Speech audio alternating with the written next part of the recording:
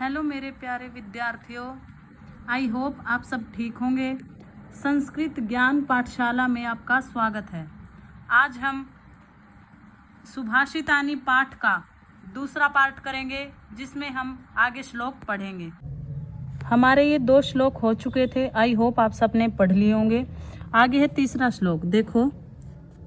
लुब्धस्य नश्यति यशः पीशु नश्य मैत्री। अब अन्वय के अनुसार करेंगे, और नश्यति शब्द है ना, ये क्रिया है कि नष्ट हो जाती है, ये सबसे बाद में लगाएंगे, ठीक है। तो सबसे पहले लुब्धस्य लोभी का, यश है यश, पीशुनश्य चुगलखोर की, मैत्री मित्रता। लोभी का यश और चुगलखोर की मित्रता। नष्ट क्रियस्य क्रियाएं नष्ट हो गई है जिसकी, अर्थात आलसी व्यक्ति। उसका कुलम कुल। अर्थपरस्य अर्थपरस्य अर्थात धन का जो लोभी व्यक्ति है वो, धन के लोभी व्यक्ति का धर्म है धर्म। विद्याफलम विद्याफल नष्ट हो जाता है किसका, व्यसनी है, व्यसनी का जो बुरी लत में लग गए हैं उनका विद्याफल। कृपणस्य अर्थात कृपणस्य का अर्थ होता है कंजूस, कंजूस का सुख।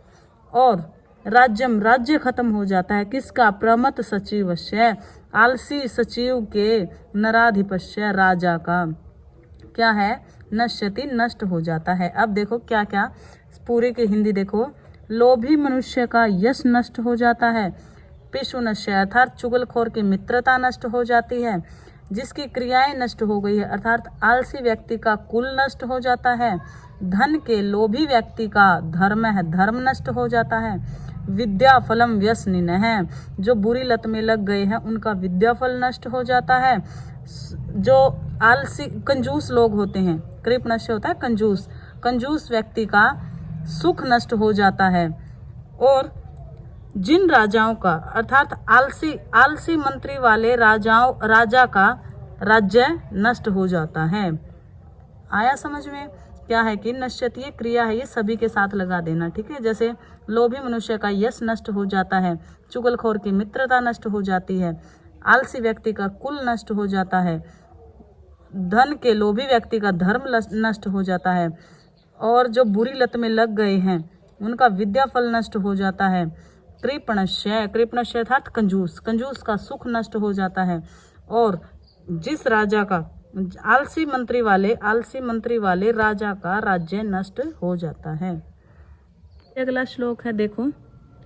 पीतवा पीकर रसम रस को तू तो कटुकम मधुरम समानम। कड़वा और मीठा समान रूप से। माधुर्यम अर्थात मीठा ही। जन्येत उत्पन्न मधुमक्षिका मधुमक्खी। असौ यह क्या है कि यह मधुमक्खी कड़वा और मीठा रस समान रूप से पीकर केवल माधुर्यमेव अर्थात मीठा ही जन्येत उत्पन्न करती है। तथैव उसी प्रकार संत जन जो सज्जन लोग होते हैं, समान रूप से सज्जन और दुर्जन अर्थात सज्जन दुर्जना नाम सज्जन और दुर्जन व्यक्तियों की वचः श्रुत्वा वाणी को सुनकर मधु सुक्त रसम सृजन्ति मधुर सुक्त रस का निर्माण करते हैं, अर्थात मीठे वचन ही बोलते हैं, मीठी वाणी ही बोलते हैं। क्या है इसकी हिंदी देखो।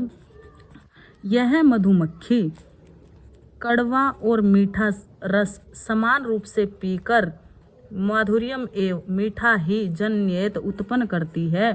तथैव उसी प्रकार संत लोग समान रूप से सज्जन और दुर्जन व्यक्तियों के वचनों को श्रुत्वा सुनकर मधुर सुक्त रसम सृजन्ति अर्थात मधुर सुक्त रस का निर्माण करते हैं, अर्थात मीठा ही बोलते हैं।